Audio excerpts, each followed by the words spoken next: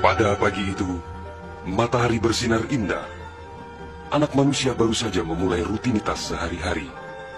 Para nelayan berada di laut lepas. Kaum ibu sedang sibuk di dapur. Anak-anak usia sekolah menikmati hari libur. Sebagian pemuda sedang berolahraga.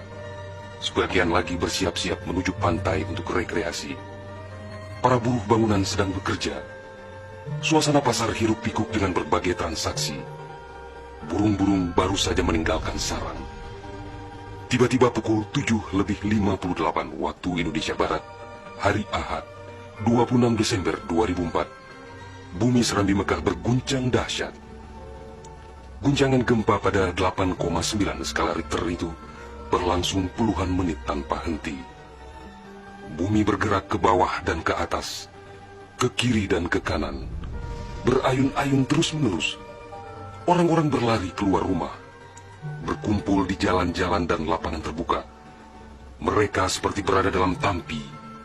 Kepala terasa pusing, sehingga banyak yang terjerembab ke bumi. Suara azan Allahu Akbar berkumandang dari menara-menara masjid dan menasa. Suara zikir pun membahana di mana-mana. Jutaan mulut manusia melafazkan asma Allah dan Rasulullah secara terus-menerus.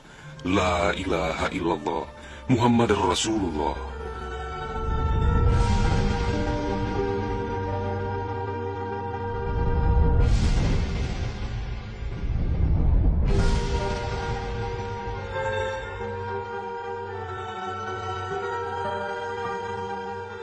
Seusai gempa dahsyat itu, sebagian orang pergi untuk melihat-lihat situasi.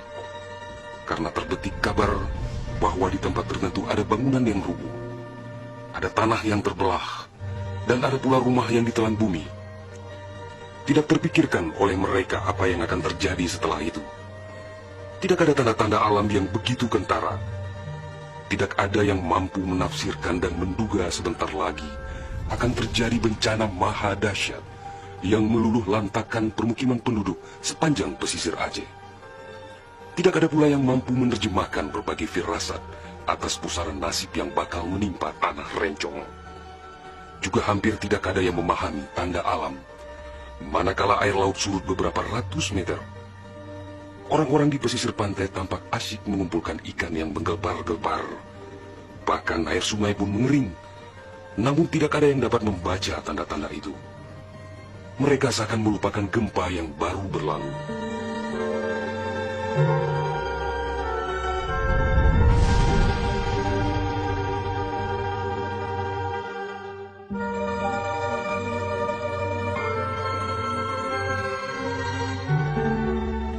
Di berbagai tempat, orang-orang sibuk memperbincangkan gempa sangat dahsyat itu yang belum pernah mereka alami. Namun tak lama kemudian orang-orang mendengar bunyi dentuman sangat keras, disusul suara gemuruh dari arah laut. Bunyi dentuman itu terdengar sepanjang pesisir Aceh Besar, Banda Aceh, Aceh Jaya, Aceh Barat, dan Nagan Raya. Orang-orang mengira itu adalah bunyi bom. Memang sebelumnya sering terdengar bunyi bom yang menghiasi kehidupan orang Aceh ketika itu, karena Aceh dalam situasi konflik bersenjata. Orang-orang pun bertanya dalam hati, mengapa masih ada pihak yang tega berperang dalam suasana yang begitu menakutkan? Orang-orang mengira pagi itu hanya sekedar gempa. Mereka sama sekali tidak menduga bahwa bunyi dentuman keras tersebut adalah akibat patahan lempengan bumi yang berpusat di Samudra Indonesia, sekitar 149 km sebelah selatan Calang Aceh Jaya. Dan itulah penyebab gempa. Di samping kehendak Allah pemilik alam semesta, belum sempat mereka bernafas lega akibat gempa. Dalam suasana gebalau dan kucar-kacir itu, tiba-tiba daratan diterjang air laut. Air berwarna hitam pekat itu datang sangat tiba-tiba dengan suara gemuruh yang menakutkan.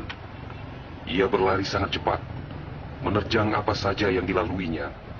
Di tempat-tempat tertentu air mencapai ketinggian 18 meter.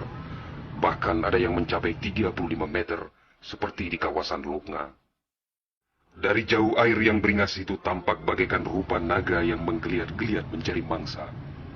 Air dengan kecepatan 900 km per jam itu bagaikan bulldozer yang melumut apa saja yang ditemuinya. Orang-orang berusaha menyelamatkan diri dengan berbagai cara. Namun hampir semua orang, hewan-hewan, benda-benda, rumah, lakbatat kaye bate, digulung air itu tanpa kecuali. Semua wilayah yang dilaluinya pun hancur berkeping-keping. Air laut yang datang menyamai kecepatan pesawat terbang itu, ternyata namanya tsunami. Kekuatannya memang luar biasa. Kapal apung PLN yang diparkir di perairan Uleliu, Banda Aceh, digelandang tsunami sampai 3 km ke darat. Kapal itu sekarang menjadi objek wisata tsunami. Demikian juga kapal angkut Sendalas milik PT SAI diseretnya ke atas badan jalan negara Banda Aceh melabuh di Lokma. Kapal-kapal nelayan ukuran besar yang diparkir pelabuhan ikan di Lampulo, Banda Aceh, banyak yang terdampar ke pusat kota.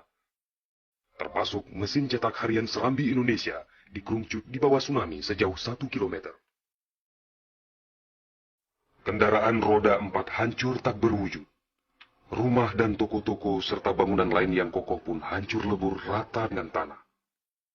Semuanya di luar dugaan manusia, seakan sebuah mimpi buruk yang sangat langka. Setelah kira-kira 15 menit air laut itu beraksi, suasana pesisir Aceh pun lengang, sunyi, sepi, senyap, dan hening yang tak bisa dilukiskan dengan kata-kata. Sebagian besar permukiman penduduk rata dengan tanah. Seakan instrumentalia kehidupan telah berakhir sampai di sini. Ratusan ribu orang nelangsa, teduk tesepuh, teluk menjaro, teingat kedro hanaledaya, atau terduduk lunglai bersilang tangan, mengingat nasib tiada berdaya. Tsunami yang diakibatkan gempa tektonik itu juga melanda Malaysia, Thailand, India, Maladewa, Sri Lanka,